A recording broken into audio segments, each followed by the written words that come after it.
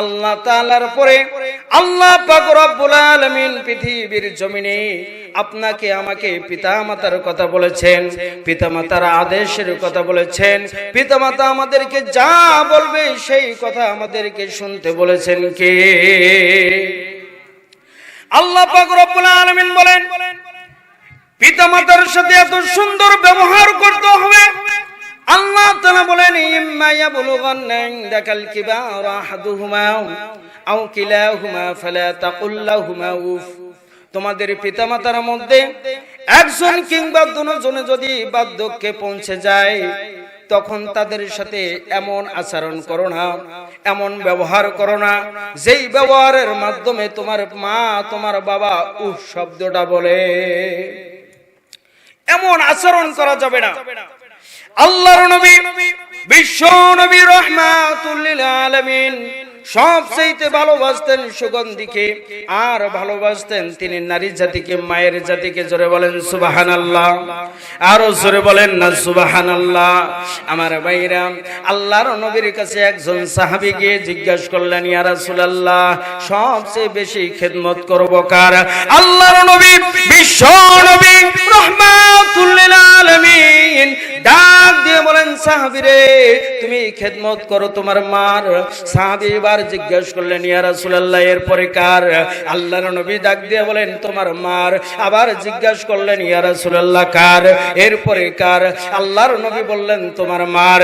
এবার যখন সাহাবী চতুর্থবার জিজ্ঞাসা করলেন ইয়া রাসূলুল্লাহ ওগো আল্লাহর নবীজি এরপরে খেদমত করব কার? আল্লাহর নবী ডাক দিয়ে বলেন তোমার বাবার, তোমার আব্বার। আমার ভাইরা, এই জন্য আল্লাহর নবী বিশ্ব নবী সবচেয়ে মায়ের বেশি মর্যাদা দিয়েছেন, মায়ের সম্মান বেশি দিয়েছেন। মায়ের সম্মান, মায়ের মর্যাদা বাড়িয়ে দিয়েছেন কে? গর্ভে ধারণ করেছেন কে? হ্যাঁ, আল্লাহ গর্ভে ধারণ করছে? নাউজুবিল্লাহ। আপনাদের দেখি তো হুশই নাই, আলোচনা কি শুনবেন? হ্যাঁ, একটু হুশে আসে। মা গর্ভে ধারণ করেছে, আল্লাহ গর্ভ ধারণ করেছে, ভুলে বলে ফেলেছি, ঠিক কিনা? আল্লাহ তাআলা আমাদেরকে মাফ করুক, সকলে বলুন আল্লাহুম্মা আমিন। আমার ভাইরা খেয়াল করেন, আল্লাহর নবী বিশ্ব নবী রাহমাতুল লিল আলামিন তিনি তার মাকে কেমন ভালোবাসতেন। আল্লাহর নবী বিদায় হজের ভাষণে 10,000 সাহাবীদেরকে নিয়ে আবওয়া নামক জায়গায় গিয়ে দাঁড়িয়ে গেলেন। সেখানে দাঁড়িয়ে গিয়ে সাহাবীদেরকে ডাক দিয়ে বলতেছেন সাহাবীরা রে আমি ওই কবরের পাশে গিয়ে কান্না করলে তোমরা যেন কেউ কান্না করো না।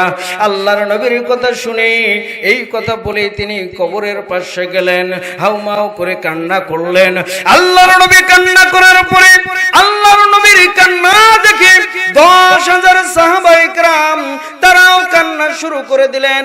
আল্লাহর নবী সেখান থেকে আসার পরে সাহাবীদেরকে ডাক দিয়ে বলতেছেন সাহাবীরা রে আমি কান্না করলাম, তোমরা কেন কান্না করলে? সাহাবায়ে কেরাম ডাক দিয়ে বলেন ওগো নবীজি আপনার চক্ষুদয় ভিজা দেখলে আমরা সাহাবায়ে কেরাম আমাদের চক্ষুদয় আমরা শুকনা রাখতে পারি না। আল্লাহর নবী ডাক দিয়ে বলেন সাহাবীরা রে আমি তো কান্না করতেছিলাম, ছোটবেলায় মা আমাকে কিভাবে আদর করেছে, আমার মা আমাকে কিভাবে যত্ন নিয়েছে, আমাকে ভালোবেসেছে, এগুলো মনে করে তো আমি কান্না করতেছিলাম। সাহাবীরা রে তোমরা কেন কান্না করতেছিলে? আমার ভাইরা, এই জন্য আল্লাহ পাক রব্বুল আলামিন বলেন ইম্মা ইয়াবলুগান্না ইনদাকাল কিবারা আহাদুহুমা আও কিলাহুমা ফালা তাকুল লাহুমা উফ। আল্লাহ পাক রব্বুল আলামিন বলে তোমার ব্যবহারে, তোমার আচরণে তোমার মা বাবা যেন কখনো উফ শব্দটাও না বলে। কার কথা? একটু আওয়াজ দিয়ে বলেন কার কথা?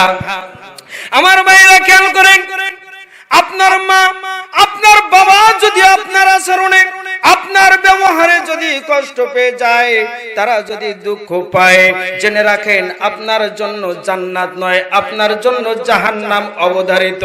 আমার ভাইরা, আপনি যদি মা বাবাকে কষ্ট দিয়ে থাকেন, জেনে নেন রাসূলের হাদিস থেকে শিক্ষা, আপনি ঈমানদার হয়ে মৃত্যুবরণ করবেন না, আপনি বেঈমান হয়ে মৃত্যুবরণ করবেন। জোরে কন্যা নাউজুবিল্লাহ।